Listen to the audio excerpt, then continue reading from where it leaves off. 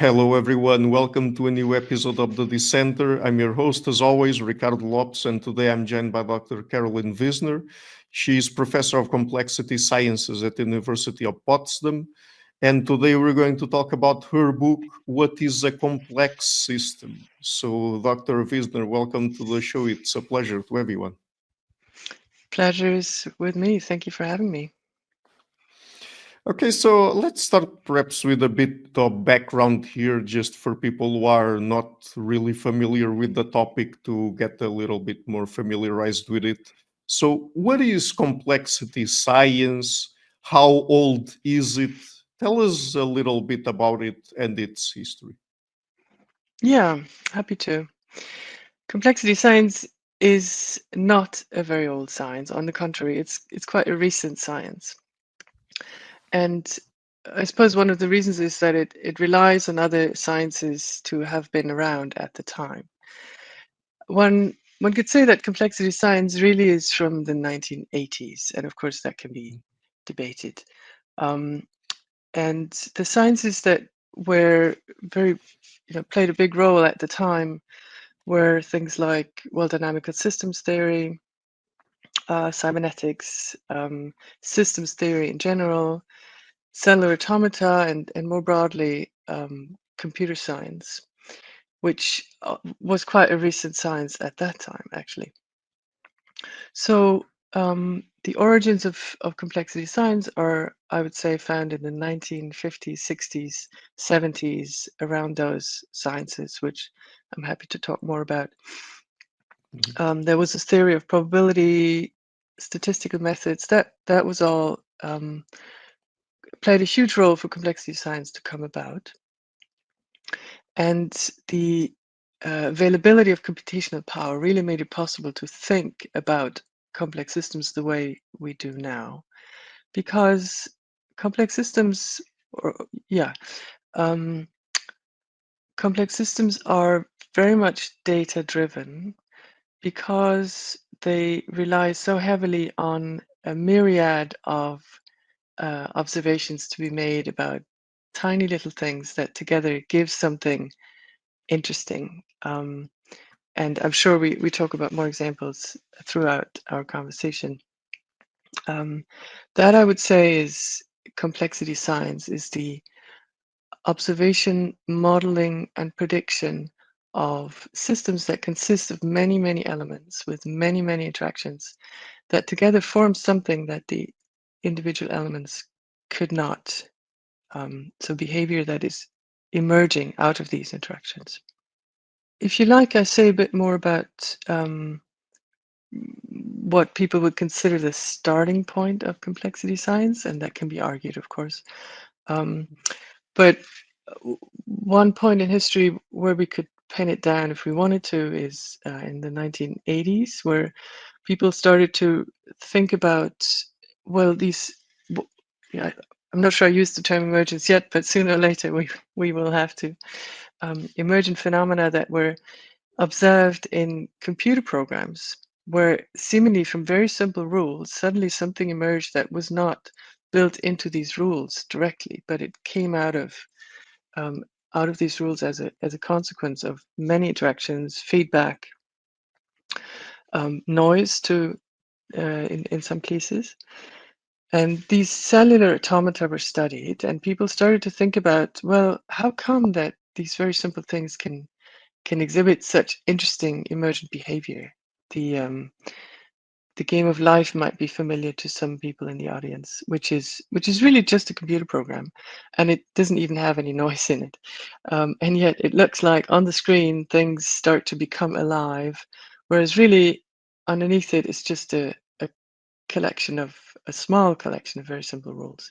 So they studied this at a workshop in Los Alamos in the United States, um, and pretty much in parallel to that, there was a workshop also in New Mexico, where they wanted to find out the syntheses between the sciences. So these similarities that we're observing in terms of emergent structure, they were, pioneers really in the field that got together asking, well, is there a new kind of science here?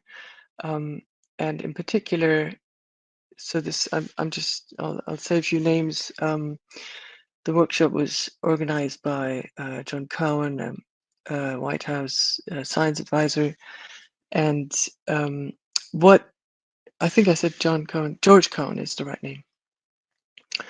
And out of this, they thought, well, actually, is there something else that can emerge in terms of bringing sciences together? So here we have the science of dynamical systems, computer science, and of course, biology.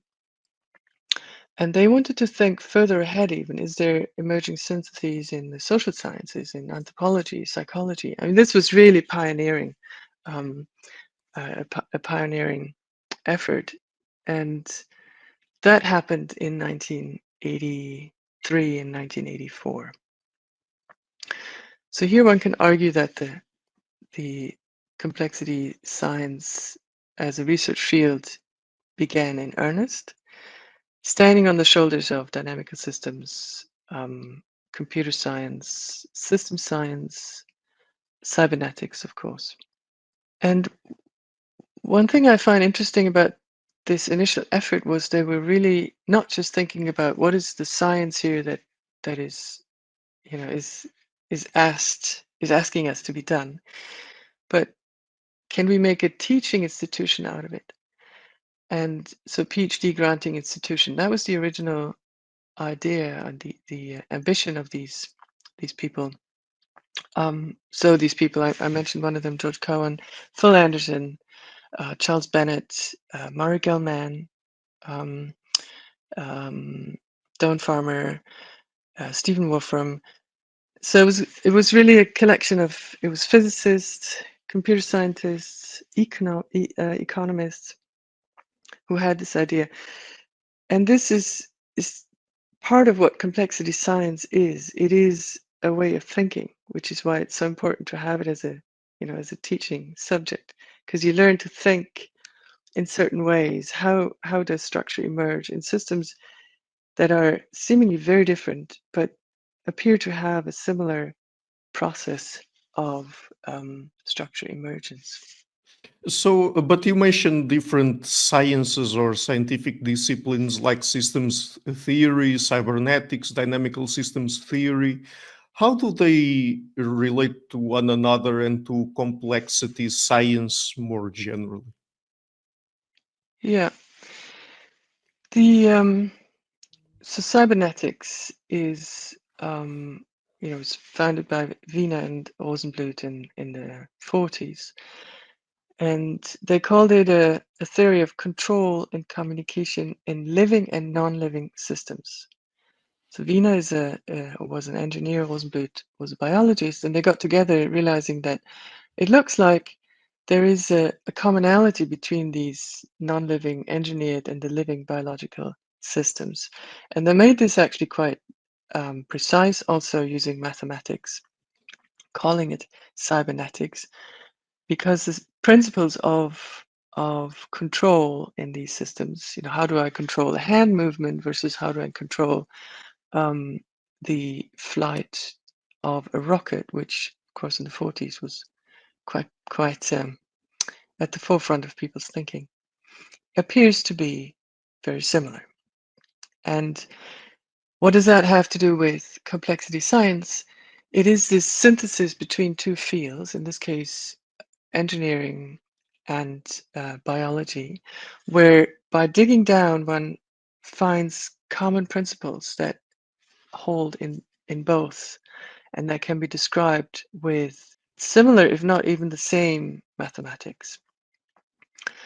And that is true for, this is something that complexity science strives for, to find these syntheses. So using the same mathematics, using the same type of model for systems that are physically speaking very, very different. So that is cybernetics in the 40s. And then there is the systems theorist Ludwig von Bertalanffy, who I mean, he already started before before the 40s, and I suppose his main contribution is the book General Systems Theory, where he does exactly that. He's looking for a general approach, or yeah, a new approach to science as such, in not being specific in these disciplinary silos, but looking for general principles that hold across different systems, universal principles and laws. And that also is something that complexity science strives for. So the modeling, the mathematical description, but also identifying general principles that hold across different systems, universal principles and laws. And then last but not least is dynamical systems that took off well in, one could say in the 70s with Lorenz's work on the on chaos. It is so there are two connections, I would say, between complex systems or complexity science and dynamical systems theory. One is that complex systems generally are dynamical systems. Just broadly speaking, they move, they change over time. And because of that, many of them are modeled using the tools from dynamical systems theory. The other connection between the two is that both of them rely heavily on the availability of computational power. The types of strange attractors that people discovered at the time, they could not be studied in earnest without computational simulation. And the same is true for complexity science. It could not exist without computational simulation. And of course, in addition to that, more and more important data analysis, computational data analysis. So I would say those are the main strands between those sciences and complexity science. But now to address the question posed in the title of your book, what is then a complex system and what characterizes a complex system? Yes, that is the question. And there is,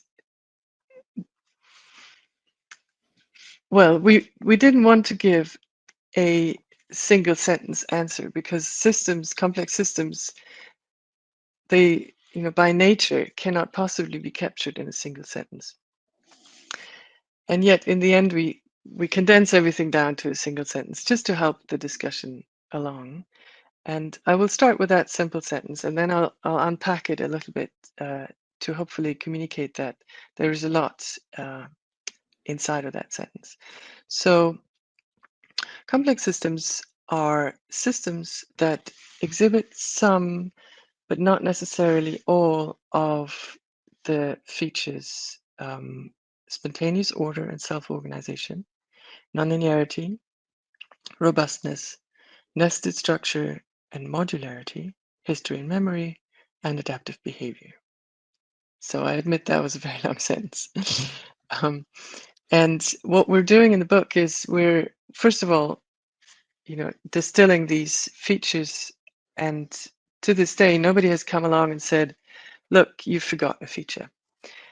So far, so good.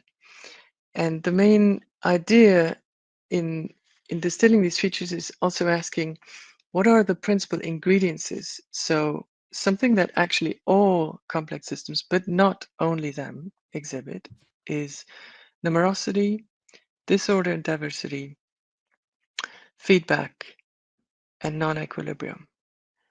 Now, out of these emerges, and here comes the term emergence in these other features that I've just mentioned.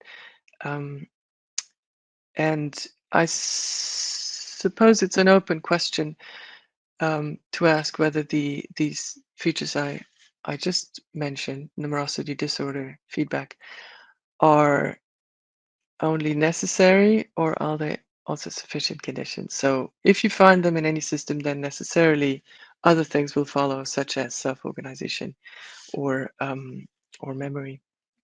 So that's an open question. But this, in a nutshell, is what complex systems are. The key is really, the key starting point is in the numerosity. So complex systems involve many interactions among many components. That is also something which we try to distill in,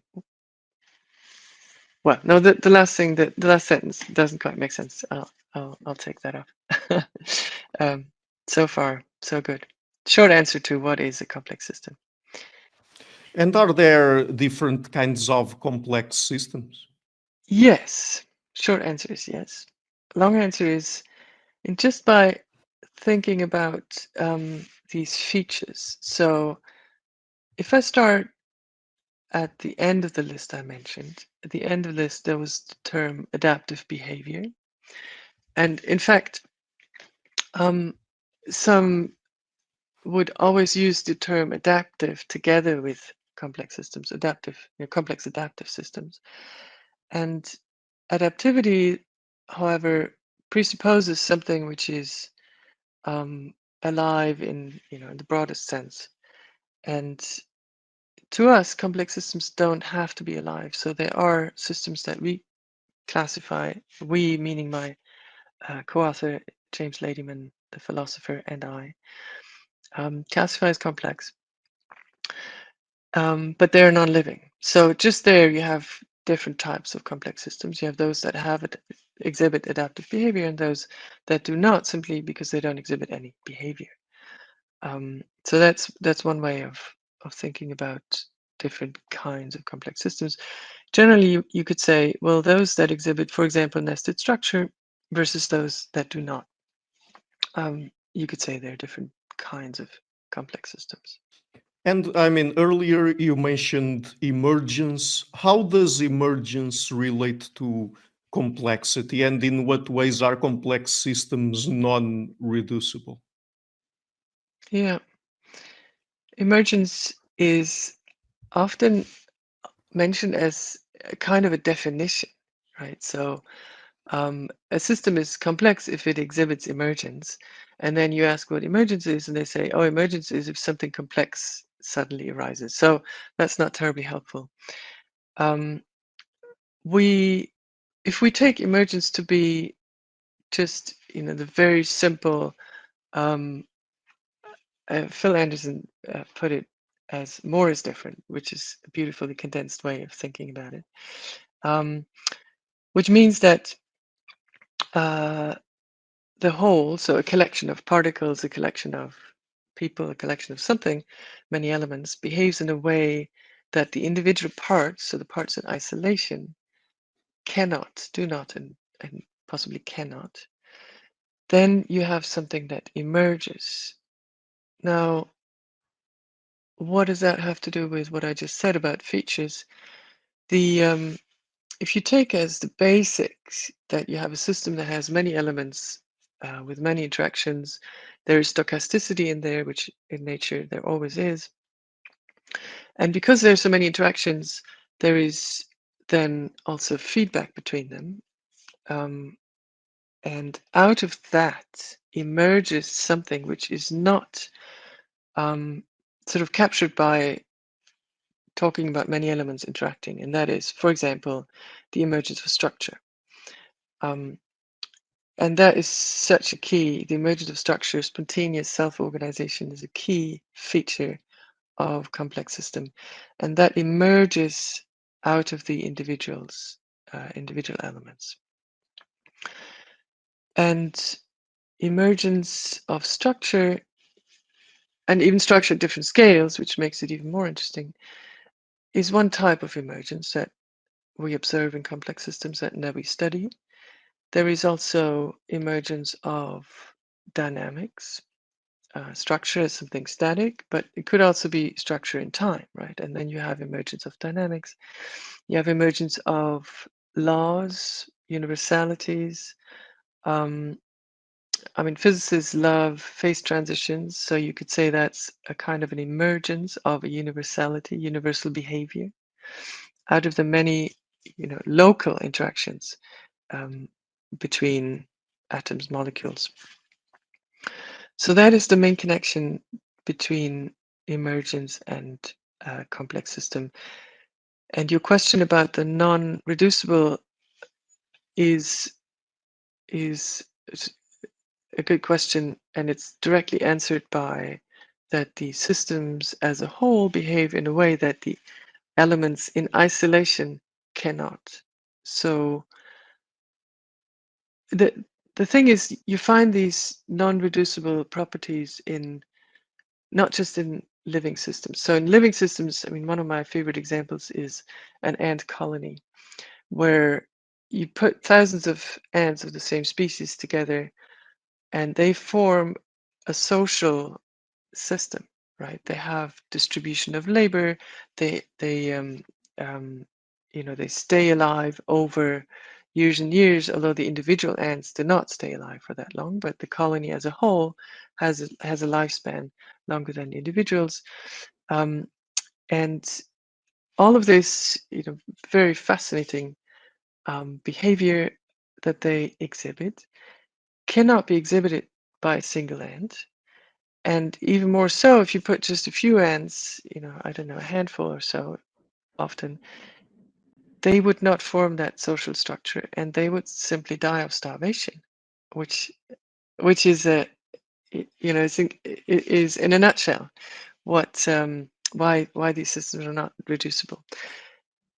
And similarly, in a physical system, which we can also think of as complex systems, we could say that the ideal gas law, so that is a relation between pressure and temperature and volume, which is super fundamental. Physicists learn it in the first year at university, if not earlier. And these properties are simply not assignable to a single atom. So something has emerged here, a form of, well, in this case, a law which is not reducible to individual atoms. So, I mean, we're going to walk through some examples of these, but what kinds of scientific disciplines does complexity science apply to? I would have to think hard to find a discipline where it cannot be applied to. I could find disciplines where it has been applied to successfully and for a while. And that is certainly biology, neuroscience, and more and more social systems in to the extent where we can get quantitative data. It is beginning to be applied to psychology and other related areas. So the reason it's so broadly applicable is that this type of emerging structure, emerging dynamics, emerging laws is so universal. So one could rather ask, why has it come about so late in the history of science, which is, it's just what, 50 years ago. Um, and yeah, I mean, that it's a difficult question. I don't think I have the full answer to that. It's very much data driven. So as we get in more and more data on systems where we do observe some phenomena on the what I like, what physicists and others like to call the macroscopic level, where simply because we don't have the means to measure on the microscopic level. So let's take this. Let's take the example of the ideal gas law, where on the macroscopic level, people have been measuring for centuries pressure and volume and temperature, and then realized, oh, there is actually, a very clear mathematical relation between them.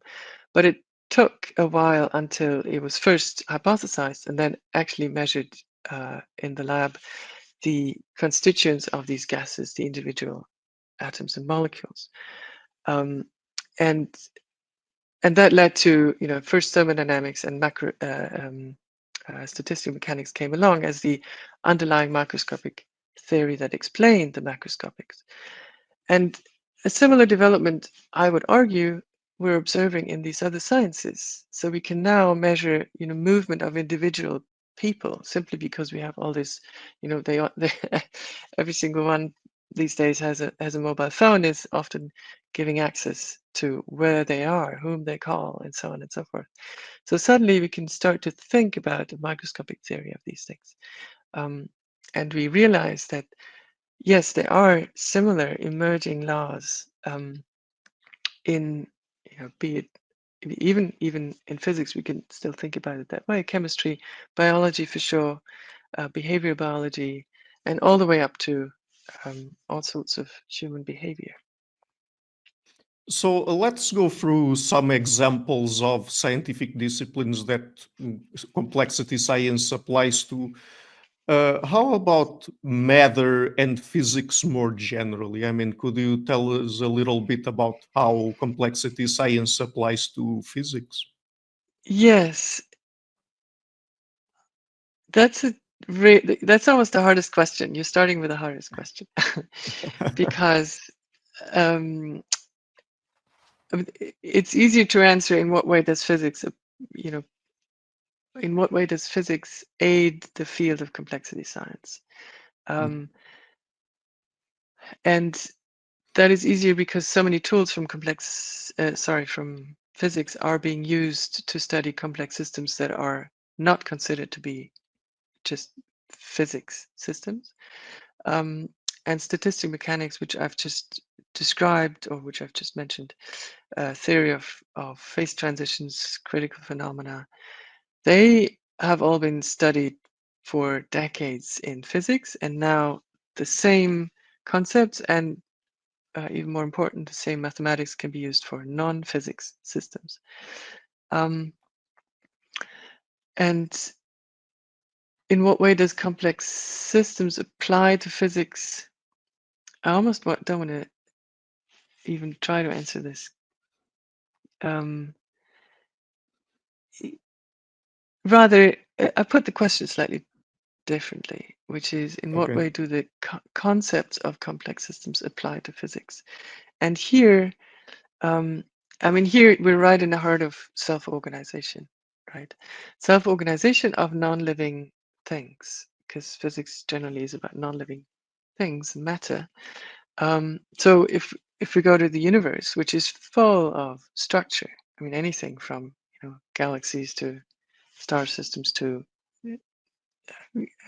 clouds of dust and matter and whatnot. I'm not an astrophysicist, but there's plenty of that. I know that. Well, how did it form?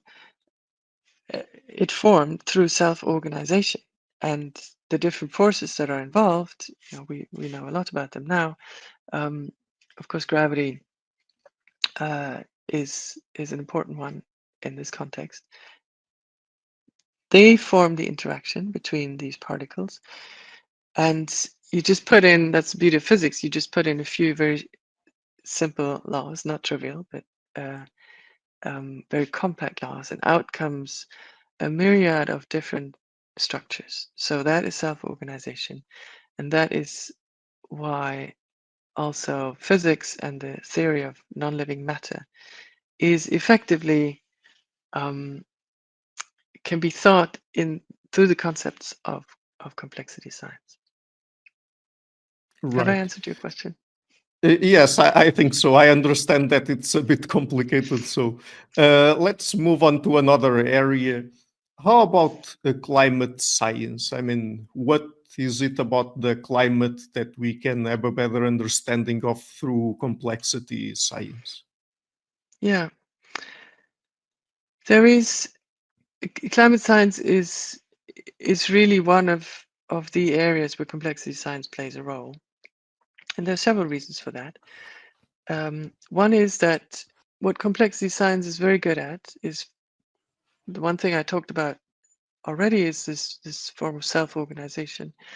But there's something else, which is that a complex system is never isolated from its environment, um, which physicists like to do. So they're very good at isolating a system, putting it in vacuum or whatever, and then studying it.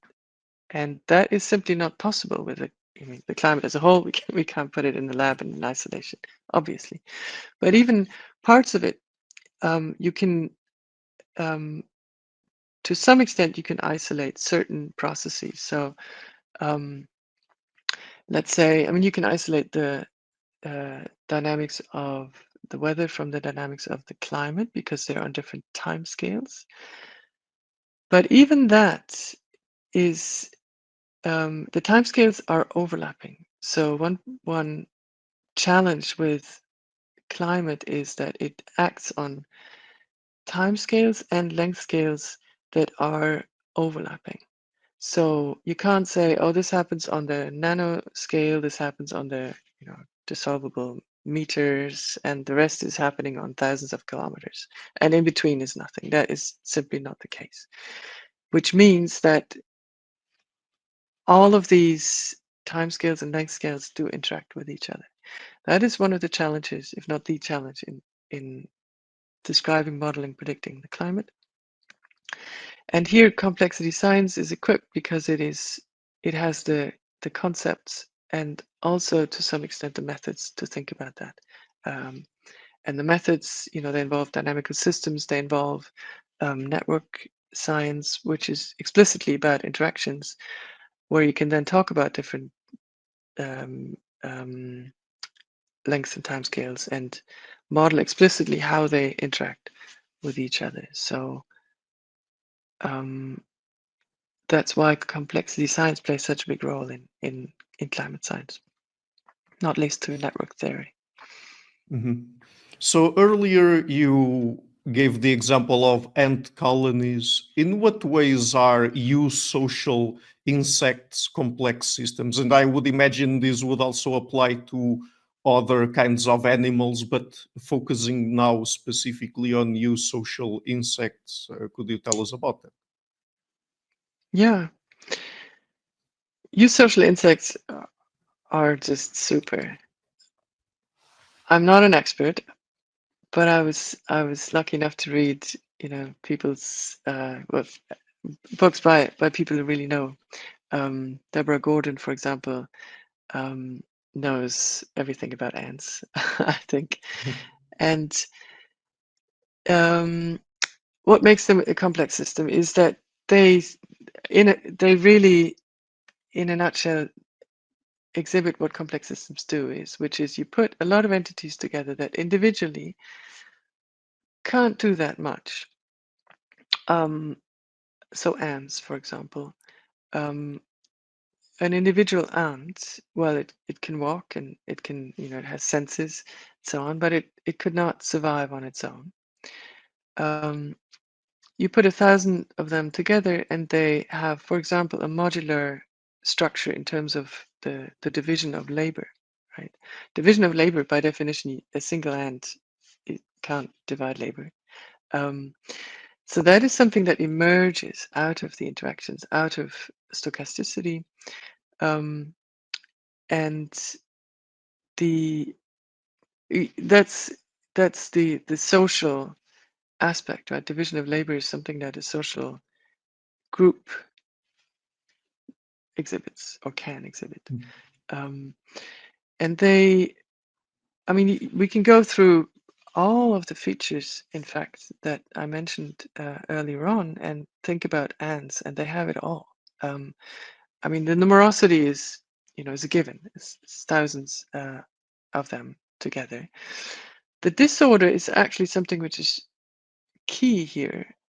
It's there in every complex system, and here it's there because the way an ant walks is not deterministic. They are always disturbances, perturbations. It either meets another ant or it doesn't, and all of that leads to feedback between how ants move and what they perceive in their local behavior. So they might be, for example, looking for food, and then they meet another ant which signals that it has just found food, which then leads to coordinated behavior between these two ants. So there's it starts with the disorder, feedback comes in, and then out comes spontaneous self-organization. And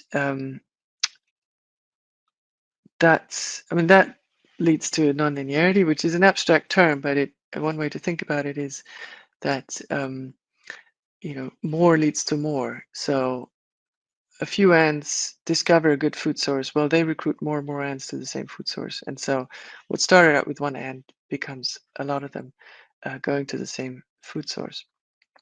And that is a form of feedback which leads to nonlinearity.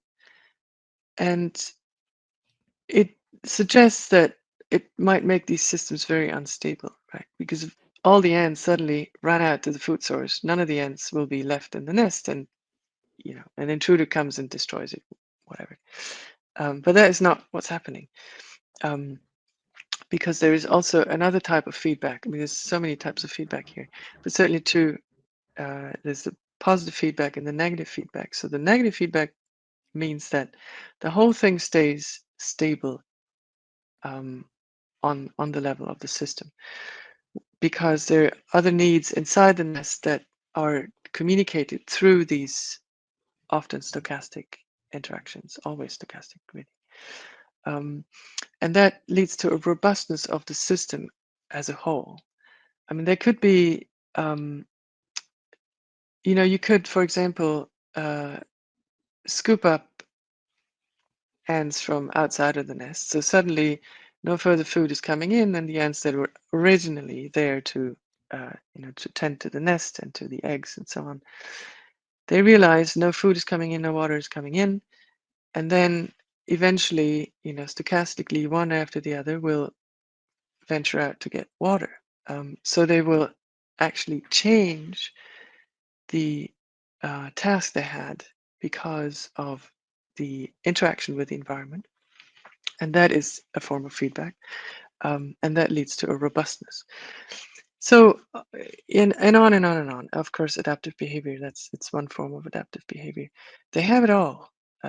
Eusocial insect colonies have all the features of complex systems.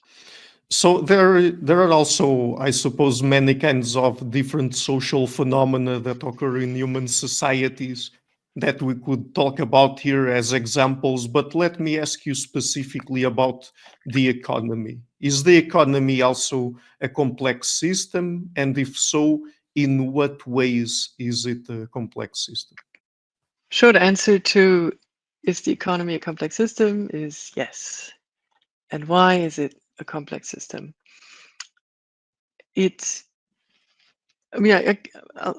I'll give a short summary to begin with, and then we could go a bit more into detail of the features, because Okay. the list of features is helpful. So the short answer is that the economy exhibits emergent behavior, emergent dynamics that the individuals cannot. So, for example, a boom or a bust of a stock market, a sudden crash of certain stocks, is something that emerges out of a myriad of individual decisions that are usually the result of interactions between different traders. So none of these traders individually decides, okay, well, even if they decided to, they couldn't make it happen on their own, right? So the trader in isolation cannot exhibit a boom or a bust, can only be in the collection of many traders together. And the simple rules that exist between them, which is if there's something to sell, then somebody else can buy it. So that in a nutshell is the reason why I talked about the financial economy, but the economy in general is a complex system. And the longer answer would be then to go through these different features. So, for example, one feature I mentioned is nested structure. So at different scales, do we have structure that is then part of structure at a bigger scale? And certainly with the economy, we start with individuals that every household is an economic entity, if you like. That is part of a bigger economic entity, which would be a neighborhood where there's a certain number of shops and people go and buy stuff. And that is part of a bigger entity, which is, say, the national economy, which is part of a yet bigger economy, which is the international economy. And the interactions are of different types. So one interaction is just buying and selling actual goods. Another interaction could be financial dependencies, or other dependencies in terms of raw materials and whatnot. So there are all these different interactions within a level and between levels, which means that it becomes actually quite, on the one hand, quite difficult to predict. So if everybody suddenly starts to buy tulips, then what happens to the tulip market? Well, it's probably going to crash. But that the economy usually is not that simple, and so predicting something such as the economic crash or crisis in parts of the world in 2008 was actually predicted by some, but the system as a whole was not prepared and did not see it coming, because it was the result of many individual interactions. In this case, interactions as in the financial dependencies, because some had bought debts of others packaged in complicated ways. And out of these myriad of interactions, suddenly a housing crisis emerged and a bigger financial crisis as a result of that. So you mentioned earlier on that in more recent times, complexity science has also been applied to the study of human psychology. So could you give us perhaps some examples or tell us more broadly about how complexity science also applies to human psychology and the study of the human brain in neuroscience? The second one is much easier than the first. Okay. I cannot talk much about psychology. Well, I can't really talk about it at all. I know that psychologists are beginning to use complexity science, um, because there is structure such as um, certain psychological traits are sort of emerging as key categories in how people behave. But really, I feel I know way too little about that to comment properly. Neuroscience is much easier to me, um, because the obvious complex system, and the brain is in my view is the most complex system. Although a brain on its own doesn't, can't survive. It has to be part of a body. But the brain consists of these, depending on, so humans, tens of millions of neurons, and they are, as individual cells, they can't do anything. I mean, potentially they could conduct some current, and that's it. You put tens of millions of them together, and you get something like consciousness, and that is mind-boggling, right?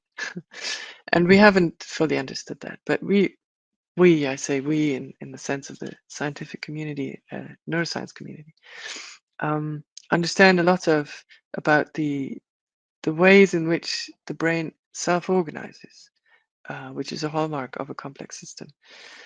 And for example, we know quite well that the brain has different areas of which are responsible for different parts of brain activity.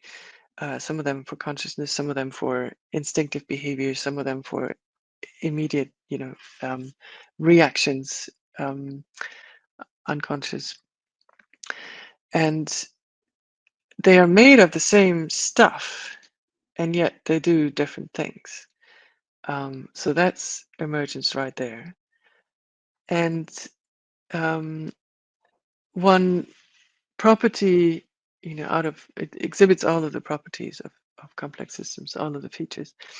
One of them, which to me is really fascinating, is robustness, which is, I mean, one type of robustness that the human brain has is it keeps the same temperature within just a few tens of degrees always, no matter whether it's summer or winter, humid or dry.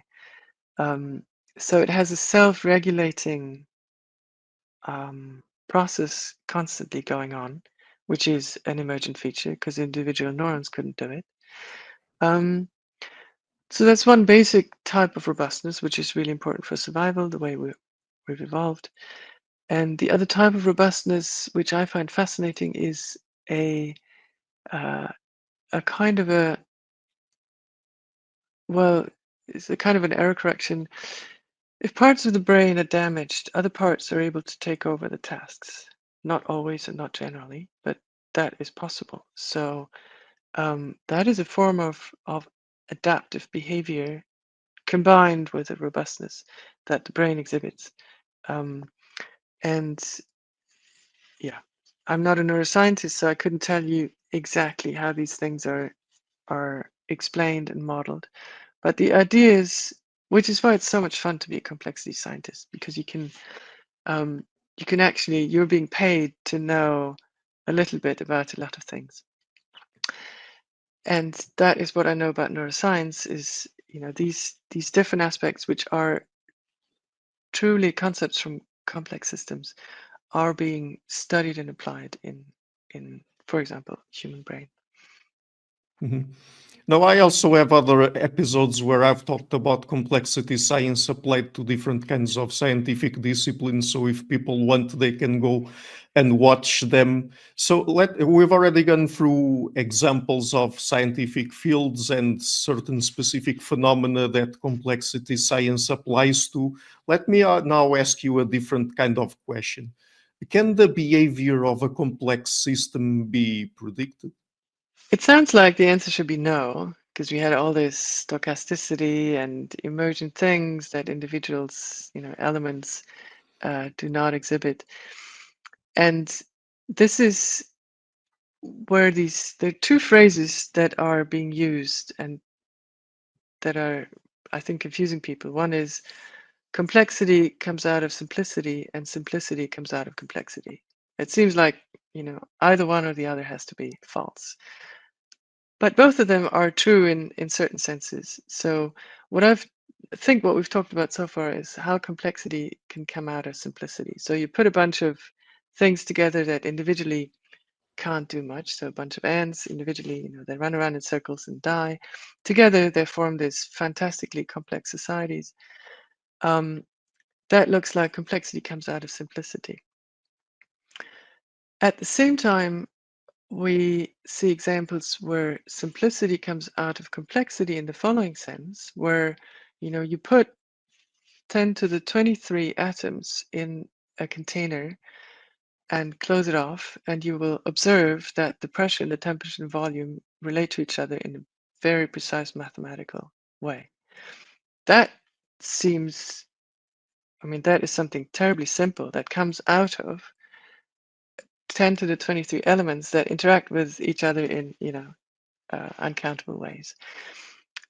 And so the beauty of complexity science is it can deal with both. So what it does is, out of these myriad of interactions between ants, let's say, a simplicity emerges at the same time as a complexity.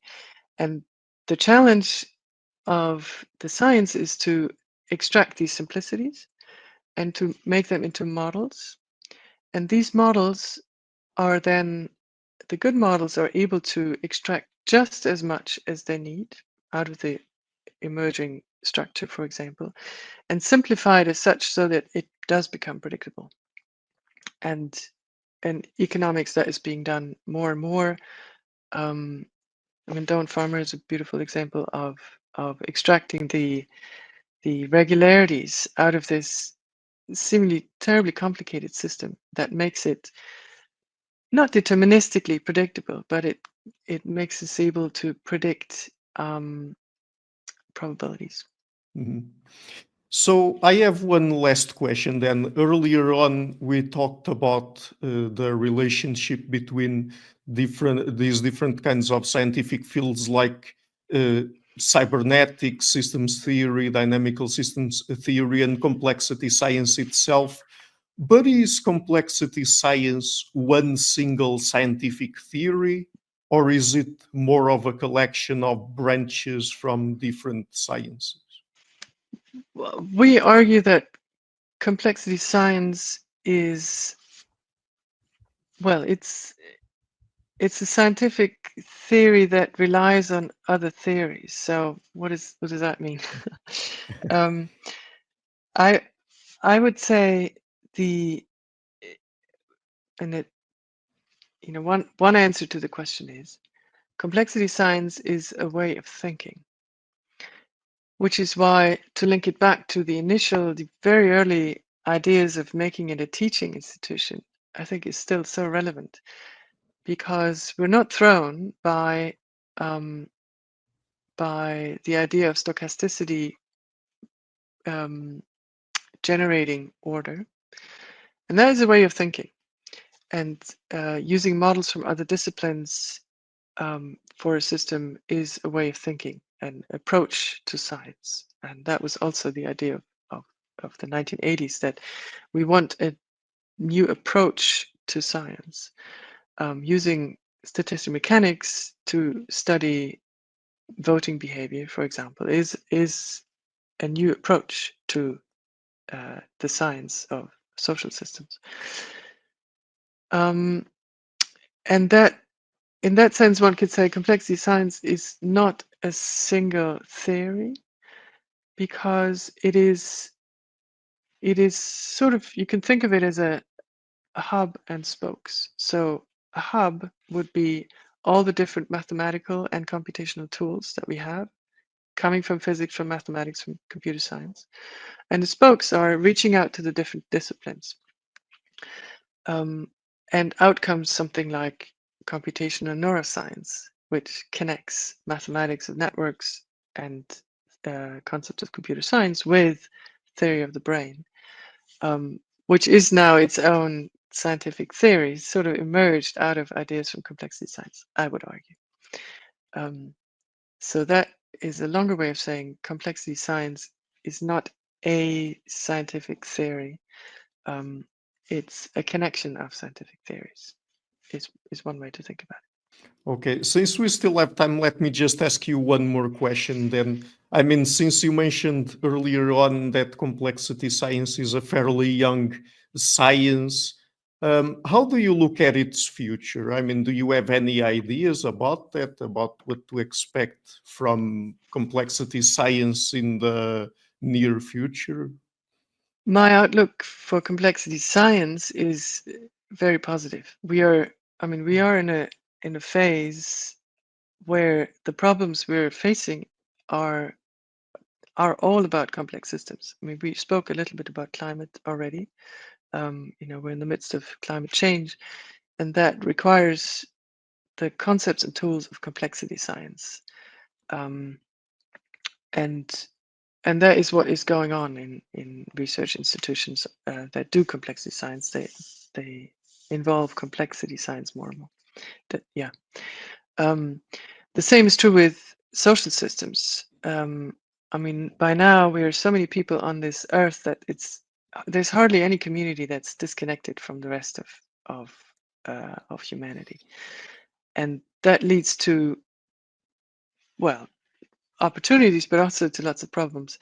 How do we agree on using the resources that the earth offers us? I mean, there's a connection between climate science and social science, and that to attack these problems, complexity science, in my view, is key, because it provides ways of thinking about how many interactions, so negotiations between individuals, between individual communities, individual countries, can lead to an outcome which we want, right? So the idea is here, or the challenge here, is to not just describe what is going on between the different actors, but to provide models that can help not just predict, but also control in the sense of achieving an outcome that we want.